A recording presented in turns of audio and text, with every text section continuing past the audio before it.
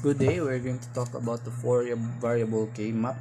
So last time we discussed about the three variable as well as the two variable K map. So this is table of the four variable map. As you can see, you should memorize these patterns.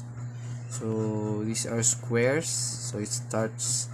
So the first two variable of the map is that is left side 0 0 0 1. Always memorize this one. After 0 1 1 1 and then 1 0. Same on this upper side of this box. This is 0 0 0 1. Always remember 1 1 and then 1 0. So these are the designation in midterms: M0, M1, M3, and M2, etc. So in order to solve the Boolean function, to simplify the Boolean function using four variable maps, you should know the prime implicants of the mapping. So the prime implicants of this four variable K map is, you can choose the adjacent square in a map. So these are the steps to ensure that all the minterms of the function are covered when we combine the squares, and also the number of terms in the expression is maximized.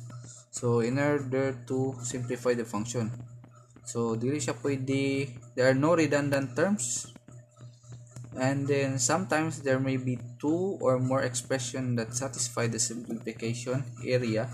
So the procedure for combining squares in the map may be made more systematic if we understand the meaning of two special types of terms. So the prime implicant,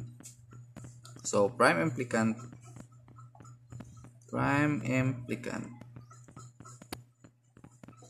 implicant is a product term obtained by combining the maximum possible number of adjacent squares in a map. So in mapping these four variable boxes, so if you have the ones na naka-arrange na, so the more numbers of one you combine in a box, the more simplified your function will be. So if a minterm in a square is covered by only one prime implicant, so that prime implicant is said to be essential. So these are the example of the prime implicants in four variable maps. For example, you have naka 1 re. There's 1, and then after that one, so you can combine these boxes, So if you only choose one, so it will not be a simplified minterm. So in order to maximize or to simplify more the function, should maximize the number of groups.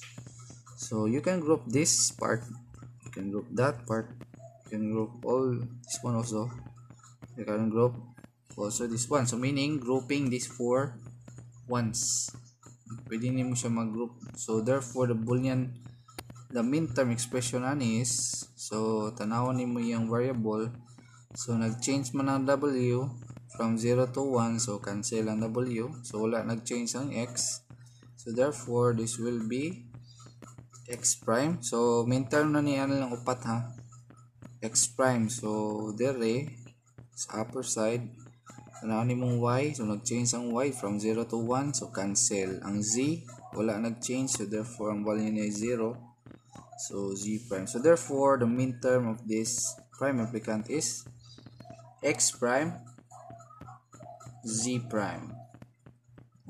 Simplified. Another one is, for example,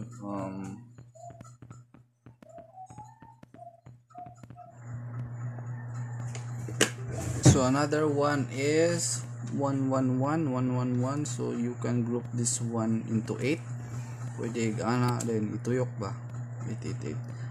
As long as it is in this number of groups 1 2 4 8 16, dili pwede 6, dili pwede 5, so 3 is not allowed. So 1 2 4 8 16 lang.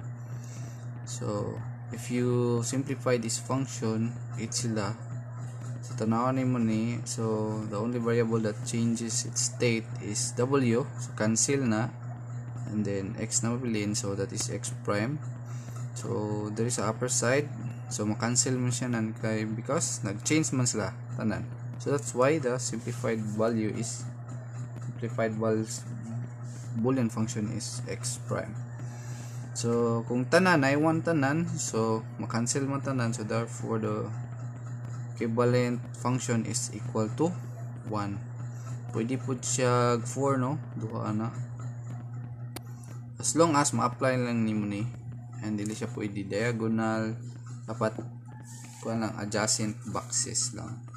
So let's have an example. Simplify the Boolean function.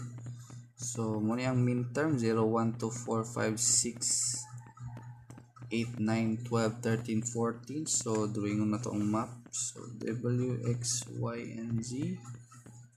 0, 0, 0, 1, 1, 1, 1, 0. 0, 0, 1, 1, 1, 1, 0. So memorize the order of the binaries, no? Sa 4 variable map. So 0, 1, how many 0? 1, this is 2, this is 4, next is 5, 5 is 6 is this 1, 8 is this 1, then 9, 12 is 1, 1, 0, 0, 13, and then the 14. So how do you maximize the groupings? So as you can see, pwede ning 8, no? 8. What else? So ato na yan siran sa. So cancel ni tanan. So the only variable that does not change is the y prime. What else about kaning tulo sa ni pag-group? Pag-group ni. So about pat, no? Array, and then the other side, and this one also the other side. So the min term equivalent of this function is, so cancel ang x, so w prime, what array, cancel ang y, so therefore w prime, z prime. So how about this? Cancel ang w, so therefore this is x, then the array, this is z prime. So therefore the Boolean function is y prime plus z prime plus x z prime. So that is the simplified Boolean function. Another example is this one. Ano siya? Algebraic Boolean algebra. Boolean function. So if you use the max term, it's very long. If you use the min term, taas po siya. But if you use a 4 variable map, it's very easy. No, it's just like we did in the 3 variable map. So ato ning i-tagsa-tagsaon, no, ang values. So the only variable that is missing this term is the d. Therefore the d is either 0 and 1, and the rest are all zeros. Okay, prime is 1, a is missing, so a is either 0 and 1, and this is 0 1 0. So this is complete. 0 1 1 0. D is missing, 0 1, so 1 0 0.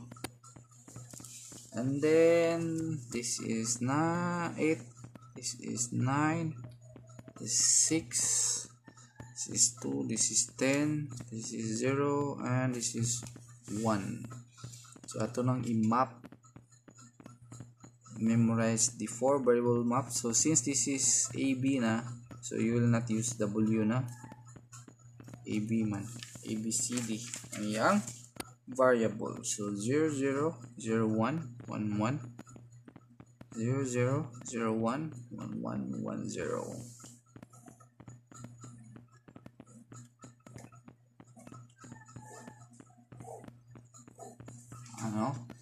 So by the way, the min term equivalent is 0 1 2 6 8 9 and 10.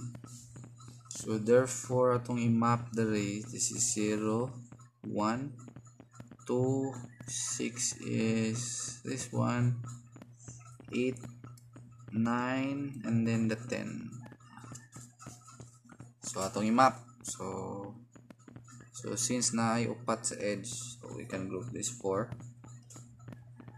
No? So mean term equivalent is change ang A, so B prime, dili, so B prime, D prime. What else? How about kani? Duha. Pwede upat, no? 4. So therefore mean term equivalent is,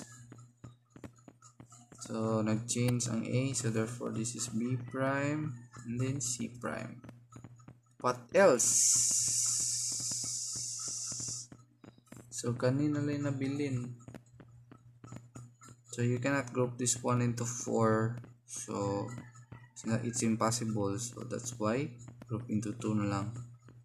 And then the value is A prime, C, D prime. So therefore the Boolean function is equal to A prime C D prime plus B prime C prime plus, so this is the final answer.